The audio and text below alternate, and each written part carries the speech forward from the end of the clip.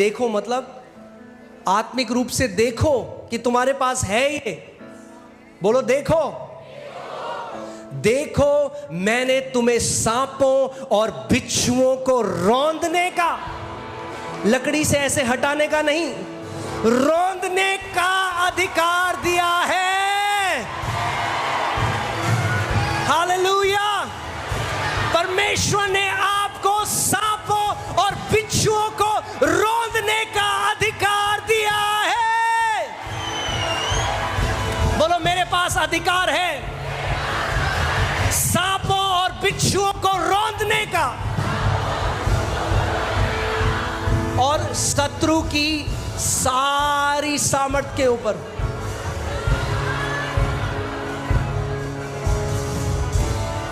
अधिकार दिया है।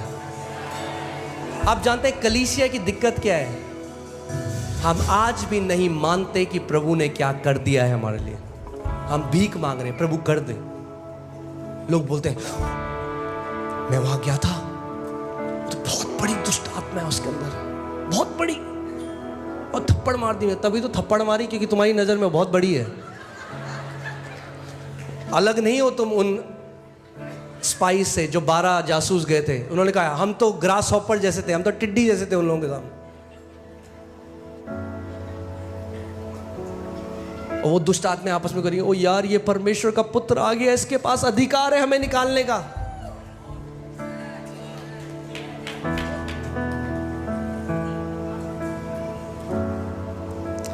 कितने मसीह ऐसे हैं ना, वो फील करना चाहते हैं, फील। ओह झुरझुरी हुई, ठंडा लगा, गरम लगा, मुझे अधिकार है। परमेश्वर ने नहीं कहा अधिकार फील करो, विश्वास करो कि है। फील करो या ना करो, ठंडा लगे, गरम लगे, ना लगे, मानो जो परमेश्वर का वचन कह रहा है। बोलो मेरे पास अधिकार है। आपको फील हो ना हो है। कितने लोगों को पता है कि उनके पास दिमाग है? अपना हाथ खड़ा करो। फील हो रहा है आपको आपका दिमाग अभी, मगर पता है फीलिंग जरूरी नहीं है, मान लो कि है।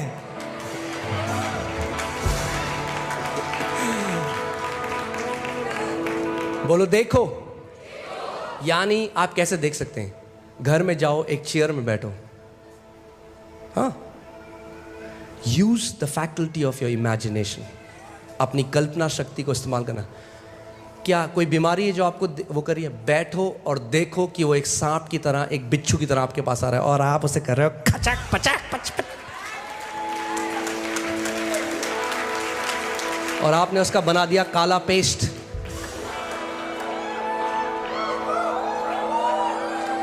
वो अधिकार जो प्रभु यीशु मसीह ने आपको दिया है केवल काफी नहीं है कि उन अटैक्स को रोक देगा जो अटैक आपके जीवन में हो रहे हैं। वो इतना महान है कि वो कह रहा है तुम शत्रु की सारी सामर्थ को पूरा कुचल दोगे, रौंद दोगे।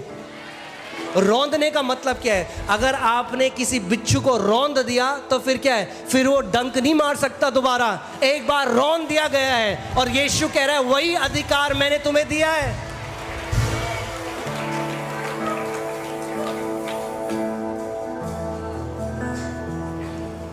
अपने आप को पावरलेस देखना बंद करो और मानना शुरू करो जो परमेश्वर का वचन आपके लिए कहता है।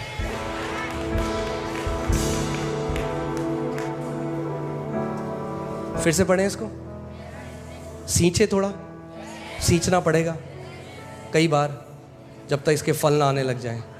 फिर से सींचते हैं। रेडी हैं आप? देखो, पड़ोसी को बोलो देख सकते हो, बोलो देखो। देखना जरूरी है। परमेश्वर ने इब्राहिम को बोला जो भूमि तू देखता है मैं तुझे देता हूं। अगर अधिकार में चलना चाहते हो तो अपने आप को एक अधिकारी की तरह देखो।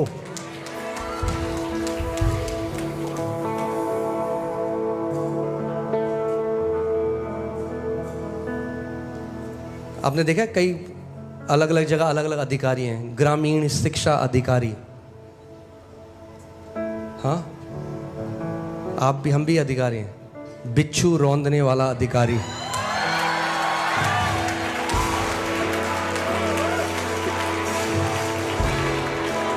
पड़ोसी को बोलो, पड़ोसी मैं अधिकारी हूं। बोलो मेरे पास अधिकार है।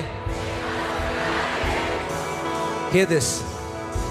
If you will release your authority, God will release His ability. अगर आप अपने अधिकार का इस्तेमाल करोगे तो परमेश्वर अपनी सामर्थ का इस्तेमाल करेगा। आपका अधिकार और परमेश्वर की सामर्थ साथ में काम करता है। मगर अगर आप अपने अधिकार का इस्तेमाल नहीं करोगे तो परमेश्वर की सामर्थ कार्य नहीं कर सकती, क्योंकि अधिकार उसने आपको दिया है। वो बीमारी डंक मारती रहेगी जब तक आप अपना मुंह नहीं खोलोगे और बोलोगे, शैतान यीशु मसीह के नाम में मैं तेरी सारी गंदी ताकत को बांधता हूं और तुझे अपने पांव के तले कुचलता हूं यीशु के नाम में।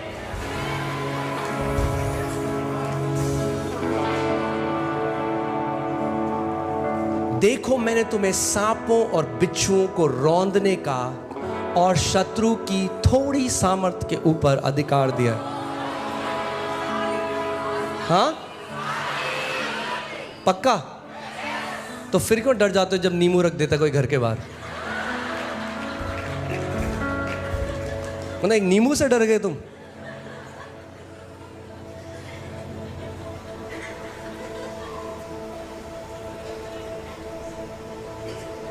पास्टर जी हमारे ऊपर सब जादू टोना कर रहे हैं। अरे तो सारी सामर्थ के ऊपर अधिकार दिया है तुम्हें, क्यों डर रहे हो?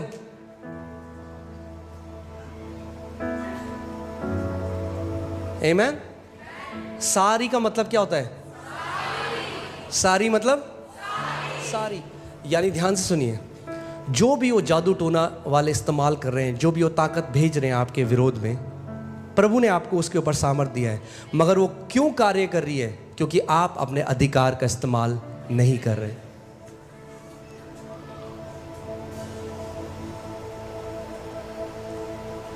आमीन। शत्रु की सारी सामर्थ पर अधिकार दिया है। और आगे पढ़ लेते हैं, फिर से ध्यान से सुनिए। और किसी वस्तु से तुम्हें, कौन बोल रहे हैं? कौन बोल रहे हैं? कौन बोल रहे हैं? बोलिए। मजाक कर रहे हैं या सच बोल रहे हैं? वो कह रहा है किसी वस्तु से तुम्हें कुछ हानि नहीं। पास्टर जी हम गए थे एक दुष्ट आत्मा निकालने, उसके बाद वो दुष्ट आत्मा हमारे पीछे भाग रही है पास्टर जी। गलत शिक्षाओं ने बैंड बजा रखी है कितने मसीहों की। हमने दुष्ट आत्मा निकाली, अब वो हमारे पीछे आ रही है। अबे क्यों आ रही है पीछे? और तुम ऐसे जा रहे हो तभी तो पीछे आ रही है। ऐसे हो जाओ तो भाग जाएगी वो।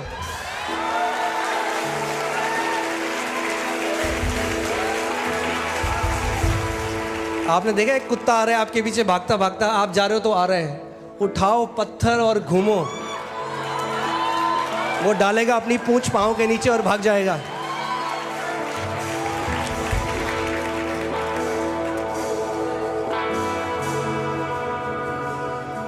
आपने देखा कितने सारे हम सबके साथ ऐसा होता है। आपके घर में कोई भी प्रॉब्लम है, लीकेज की प्रॉब्लम है, सीलन आ गई, और आप कहते हो चलो ठीक करा लूँगा, और वो 1 महीना हो गया, 2 महीना हो गया, 6 महीना हो गया, आपको दिक्कत हो रही है, मगर आप कह रहे हो करा लूँगा, मगर जब तक आप कुछ एक्शन नहीं लेते वो चीज़ वहीं रहती है। फिर आपने एक दिन अर्बन क्लैप किया, आपने बुलाया, एक बंदा आया, ठीक कर दिया, फिर आप कहते हो यार पहले क्यों नहीं किया मैंने। ऐसे ही ये भी आत्मिक अधिकार भी ऐसे ही कार्य करता है। जब तक आप कुछ नहीं करोगे वो दुष्ट आत्मा आपको परेशान करती रहेगी। अगर आपके पास वो विश्वास है, आपको अपना मुंह खोलकर पहाड़ से बात करनी पड़ेगी। किसी भी वस्तु से तुम्हें कुछ हानि ना होगी।